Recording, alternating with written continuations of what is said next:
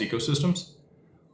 But with the pseudo accounts and with the borrow lend coming, I think that'll be great for people that are holding XRP in their Zalman wallet or somewhere else that can be interoperable with that. Again, each their own. We have clients that hold a portion of their stuff with us and a portion in their cold wallet. No bones about that. Like, I have no problem with that. A lot of people that have been here for 4, 5, 6, 7, 10 years, however long you've been in the asset class, you're very comfortable doing all this stuff yourself, right? You don't necessarily need a wealth manager or somebody else to help you figure it out. But you might want access to specific products that we have that you're not going to get anywhere else, right? Like, a lot of what we've done is proprietary. So if you want access to those things, you could do both, right? You can participate in DeFi on your own volition through your cold wallet. And then you might, have a portion of your stuff somewhere else with us or not, earning yield in whatever product or solution is out there.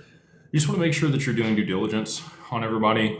We encourage that. We want people to, pick apart what we have going on, ask questions. And, again, we just want to continue to educate people and make sure that they understand the risks with the things that they're doing. DeFi is inherently risky, right? There's no insurance. Nexus is really the only insurance provider that I've seen that's insuring smart contracts, but they have a lot of clauses in there, the way that they underwrite it, where they're not going to cover things, and they still cover it in cash. They don't cover it in the asset. Here today, I talked to an insurance firm that does property and casualty insurance, and they also do captive insurance. Captive insurance is really interesting in crypto. I think that somebody will come out with a DAO solution. It may be us, it may be somebody else, but you'll be able to participate in that DAO, and you'll pay dues or premiums to that corporation in kind in your XRP. They'll take that XRP and use it in a liquidity pool or something else to be able to generate a safe, modest return on it. And then, if you do have a situation where there's losses, they would pay out in XRP for those losses. Because that's what people want. That's what I want. I want, if there is a loss, my stuff to be paid back in the native token. I don't want to be, compensated with cash at some point in the future when the price has changed or gone up.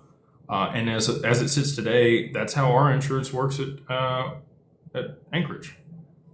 They're going to give you cash if something were to happen. Highly unlikely that's going to happen. Obviously, BlackRock's holding their assets there for a reason. But all that being said, it's still in cash at the time of loss. I think it's going to be really interesting to see, what products and solutions come to market over the next 5, 6, 10, 12 months in that regard when it comes to insuring your digital assets. Because again, your point here, now that you have borrow lend and some of this DeFi coming native to the XRPL, there will be people out there taking your stuff, and you want to make sure that you have some type of insurance on that. So you might not have, the same execution layer or governance around the assets, but many people don't need that either. Most people want to control what they're doing. They only want single sign-off for themselves.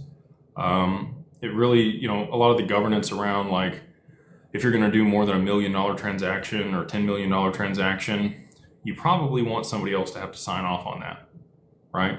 So multi-sig for certain thresholds. We can do that in institutional custody.